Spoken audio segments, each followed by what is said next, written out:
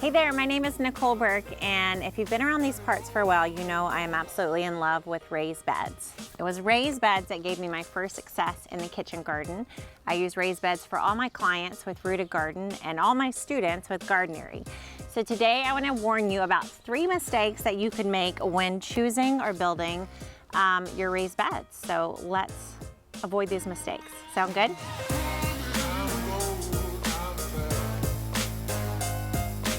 All right, so raised beds are so fantastic for growing. I've made a lot of videos previously about why I love raised beds, so I won't get into that too much today. Mostly I love it for the production. It makes gardening so much easier. That's the main reason.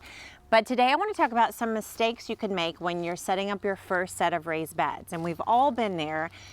When you first start, you just don't know. There's so many decisions to make, right? So the first mistake that's so easy to make is not building your raised bed tall enough.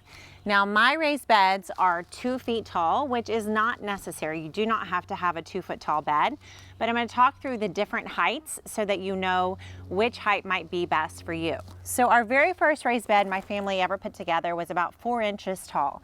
I want to say that was a good start, but not tall enough. Minimum, I recommend starting with a 6-inch tall raised bed.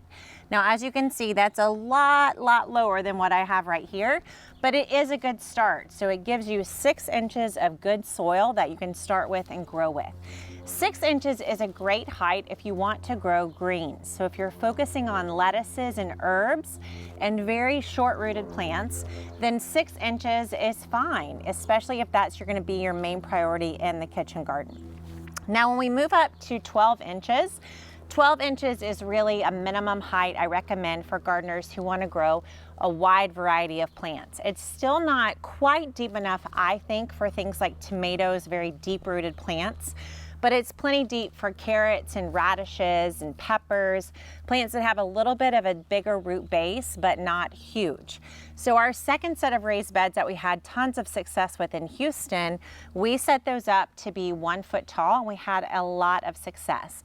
And in fact, most of my clients with Rooted Garden in my first few years, we did 1 foot raised beds for them, and they were wonderfully successful. Now, the next height, 18 inches, is honestly one of my favorite heights. 18 inches is taller, so it's easier to manage, and it's a great height for plants like tomatoes, cucumbers, squash, zucchini, plants that have a little bit more of a bigger root base and need more nutrients and space to spread out. So 18 inches, I think, is a fan favorite. It's a fantastic height. It's easier to tend than the 1 foot tall. You don't have to lean over quite as much. And pretty much at an 18-inch height, you can grow anything successfully in that really nice height. Now, finally is the 2 foot tall bed, and that's what mine are. And this is mostly for convenience and aesthetics. So really, probably very few, if any, plants are going to reach their roots all the way down 2 feet deep. Every now and then you might have one that's just a super plant and does that. But in general, this extra 6 inches of height is for me to not have to bend over, and it's just easier on my back, easier to tend, and it's just pretty. I like the way that it sits into my landscape. You can go taller than 2 feet, but I don't recommend it. We have a couple clients with Rooted Garden who have dogs or, you know, some kind of reason why they need to have a taller raised bed. But in general, for growth reasons, you really don't ever need a bed. Honestly, you know, 2 feet tall would be the max. But if you need it for practical reasons, you can go to 3 feet tall. So that's the first mistake to avoid, is not having a raised bed that is that's too short. So you want to make sure it is tall enough. That is the number 1 mistake to avoid. So not tall enough. The second mistake to avoid is to not set up a raised bed that's not wide enough. So width of a raised bed really matters. I've watched clients or new gardeners sometimes set up a very, very small raised bed, like a raised bed that's only, say, 1 foot wide. Now, this will work and you will have some success, but my experience has shown that really you don't get the ultimate impact of growing and the benefits of having a raised bed when your bed is only 1 foot wide. Main reason being is there's just not enough horizontal space for you to have any more than, say, 1 plant, maybe 1 or 2 plants deep. and there's just so little space inside of that raised bed that it's hard for your plants to spread out.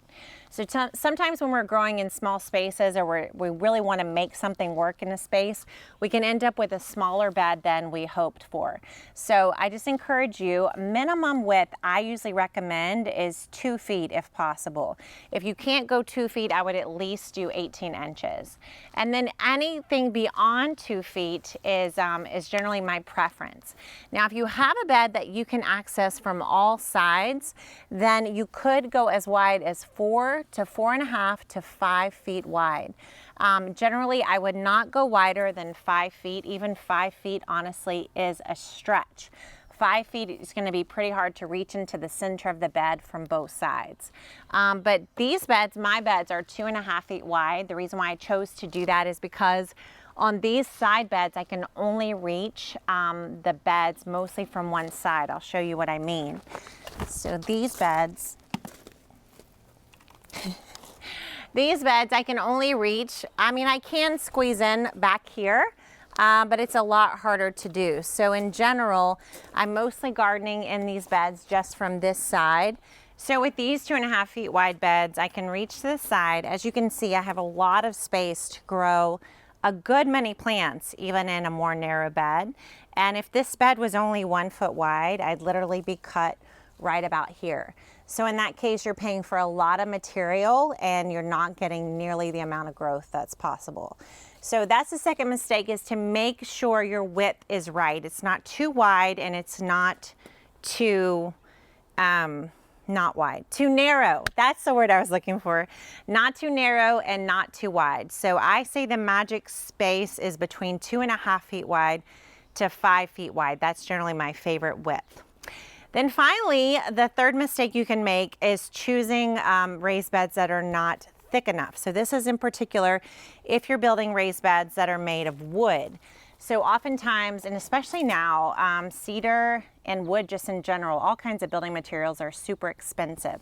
So with cedar, you can be tempted to buy a board that's more like 1 inch thick. Like this board actually right here, I believe is 1 inch thick. And that's fine for trim, but you would not want to build the main body of your raised beds with a 1 inch thickness.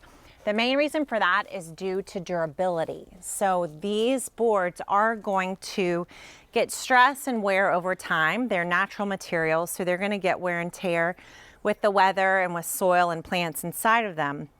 But the thicker the boards, the more durable they will be. So, you know, there's always a balance, right, between cost and quality.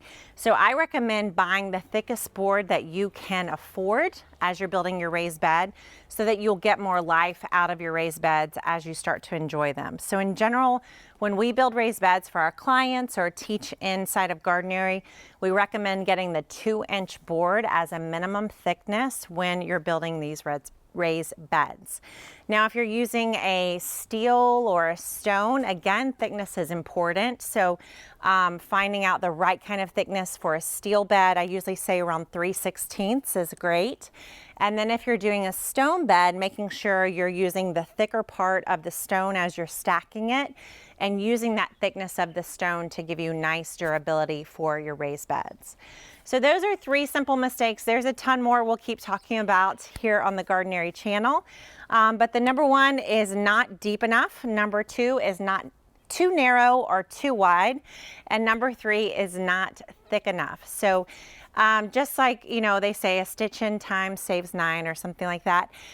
Making good decisions when you start to build your raised beds is super important. It can save you so much time, frustration, and money. So we have so many people who will build their first raised beds and then be disappointed and have to start all over again. So hopefully these 3 mistakes will be ones you can avoid as you start to set up your own raised bed kitchen garden. We've got tons of resources to help you build your raised beds. In fact, I have a complete ebook that shows you every single step of the way to build this exact raised bed for your own kitchen garden, and you can find a link to that in the description of this video or in the Gardenary shop. All right, let's avoid those mistakes, my friends. I've made them all so that hopefully you don't have to. Thanks so much for watching. I'll see you next time. Bye.